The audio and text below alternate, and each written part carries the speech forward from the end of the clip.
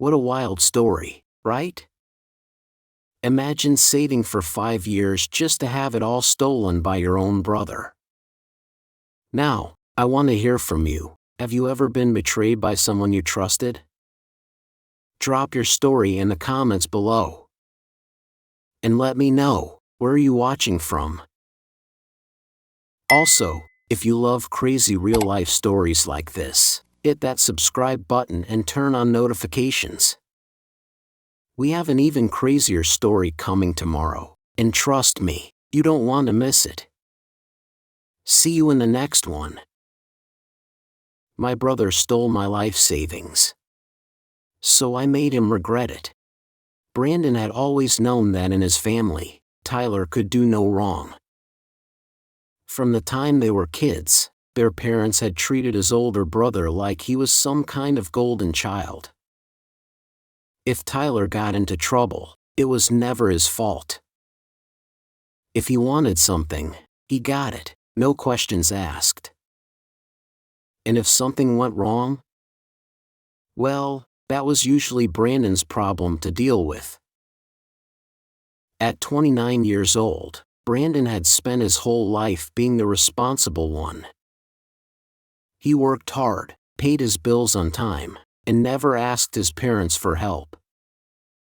Meanwhile, Tyler, 33, had spent his life taking shortcuts, borrowing money he never paid back, making reckless decisions, and expecting someone else to clean up his messes. Their parents always defended him, saying things like, "He just needs a little help," or "That's what family is for." But it wasn't just help, it was entitlement. Brandon had lost count of how many times Tyler had taken his things without asking. It started when they were kids. His video games, his clothes, even cash from his wallet would disappear. And every time Brandon confronted him, the answer was the same: "Relax, bro. I was just borrowing it." Their mom would chime in too, "He looks out for you, Brandon." That's just how brothers are. Their dad was no better, always making excuses for Tyler's behavior. As they got older, it only got worse. Tyler never held a stable job. He bounced from one gig to another, always claiming the next big opportunity was around the corner. When he needed money, he borrowed it, and by borrowed, he meant took it and never returned it. And no matter what happened, their parents always took his side. But Brandon? He was expected to carry the weight. If Tyler needed help moving, Brandon was there. If Tyler needed money for rent, their parents guilt-tripped Brandon into giving it to him. It didn't matter that Tyler wasn't even trying, he was family, and in their parents' eyes, that meant Brandon had to step up. Brandon had spent his whole life watching his parents enable Tyler's selfishness. And deep down, he knew it would only be a matter of time before his brother did something worse. He just never expected it would cost him everything. For 5 years, Brandon had been saving every extra dollar for one goal: buying his first home. He worked long hours, skipped vacations, and lived frugally, all so he could finally have a place of his own. No more relying on his parents. No more cleaning up Tyler's messes. Just freedom. He had been so close. $80,000, his entire life savings, was sitting in his account, waiting for the right moment. Until one morning, it was gone. At first, he thought it was a mistake. His hands trembled as he refreshed the page over and over, but the number didn't change. 0. His stomach twisted in panic. Clicking through his transaction history, his pulse pounded as he saw it: a massive withdrawal transferred to an unknown account. His mind raced. Fraud? A bank error? But then, as he scrolled through the details, a sickening realization settled in. Tyler. Brandon felt like he was going to be sick. There was only one person who knew about his savings. And more importantly, there was only one person who had access to the shared account their parents made them open years ago, an account Brandon had forgotten even existed. Tyler must have noticed it. And he stole everything. Brandon called him immediately. No answer. He texted. Nothing. His fingers clenched around his phone as rage built in his chest. He needed to see Tyler face to face. Jumping in his truck, he sped across town, his heart hammering in his chest. The moment he reached Tyler's apartment, he pounded on the door. When it swung open, Tyler stood there, leaning casually against the frame, a smug smirk plastered across his face. Ah, Brandon. I was wondering when you'd show up. Brandon's jaw clenched. What the hell did you do? His voice was sharp, his breath unsteady. Tyler shrugged. Relax, man. I just borrowed it. Brandon's fists tightened. Borrowed it? That was my house fund, Tyler. Where is it? And then, like the absolute bastard he was, Tyler pulled out his phone, swiped a few times, and held up the screen. A picture of a brand new Dodge Challenger, gleaming under dealership lights. Brandon's heart sank. Tyler laughed. You don't need a house yet. Just be patient. Something inside Brandon snapped. But instead of yelling, instead of throwing a punch like he so desperately wanted to, he went silent. Because he knew if he stayed, he'd do something he couldn't take back. Tyler thought he won. He thought Brandon would just roll over like he always had. But not this time. This time, Brandon was going to make him regret it. For the next few days, Brandon was in a haze. Every time he closed his eyes, he saw Tyler's smug grin. That damn picture of his brand new Dodge Challenger, bought with his money. 5 years of hard work, saving every extra dollar, sacrificing vacations, cutting back on everything, gone in an instant. And the worst part? His parents. Brandon had called them, thinking, stupidly, that this would finally be the moment they saw Tyler for who he really was. That they'd take his side, for once. He should have known better. His mom sighed like he was overreacting.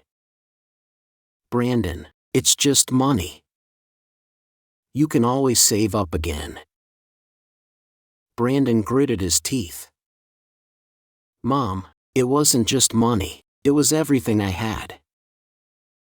You're young, she said dismissively, you have plenty of time to buy a house. But your brother, he's been struggling lately. He really needed a win. Brandon nearly dropped his phone. A win? His dad finally chimed in, voice tired. Brandon, we're family. Families help each other. Maybe this is a lesson for you, to be less materialistic. That was it. That was the moment Brandon realized he was completely alone in this. Tyler wasn't going to give the money back. Their parents weren't going to make him. If Brandon wanted justice, he'd have to take matters into his own hands. So he did the one thing Tyler never expected. He went silent. No calls. No texts. No showing up at family dinners. When his mom asked why he wasn't coming over, he just said he was busy. He knew she'd relay that back to Tyler. And he knew Tyler would assume he was sulking. That he was going to get over it, just like always. He had no idea Brandon was planning his revenge. For the next week, Brandon dug deep. And oh, did he find things? Tyler wasn't just careless. He was reckless. That brand new sports car? He didn't buy it outright. He financed it under his own name. And Tyler, being Tyler, had terrible credit. That meant sky-high monthly payments he could barely afford. Then there was his job, or rather, his lack of job security. Tyler worked in sales, a commission-based gig that was feast or famine. He was already behind on rent. Brandon found eviction notices crumpled up in his trash when he dropped by unexpectedly one day. His landlord hated him. And from the looks of it, Tyler was hanging by a thread. And the final nail in the coffin? Insurance fraud. Tyler lied on his insurance application, claiming the car was for personal use only, which got him a lower rate. But Brandon knew for a fact he was using it for side gigs, sometimes as a private chauffeur, sometimes for ride-sharing to make quick cash. And all it took was one anonymous tip to his insurance company for them to come down on him, hard. Brandon had all the pieces now. Now, he just had to set them in motion. Brandon didn't strike all at once. He wanted Tyler to feel it slowly. He started with the landlord. Just a friendly reminder about those late payments, making sure they knew exactly how far behind Tyler was. Then, the insurance company. A simple, anonymous tip. Tyler had lied about how he was using his car. Within a day, his policy was under investigation. If they proved he had committed fraud, they could cancel his coverage or jack up his rates so high he couldn't afford them. And finally, the dealership. Brandon waited until Tyler was at work, then walked into the dealership, playing the role of a concerned sibling. "Hey," he told the salesman, "I need to check something about my brother's car. There might have been a mistake with the financing paperwork." The guy in the suit perked up immediately. Fraud was a big deal for dealerships. Even the slightest hint of it could get a deal reversed.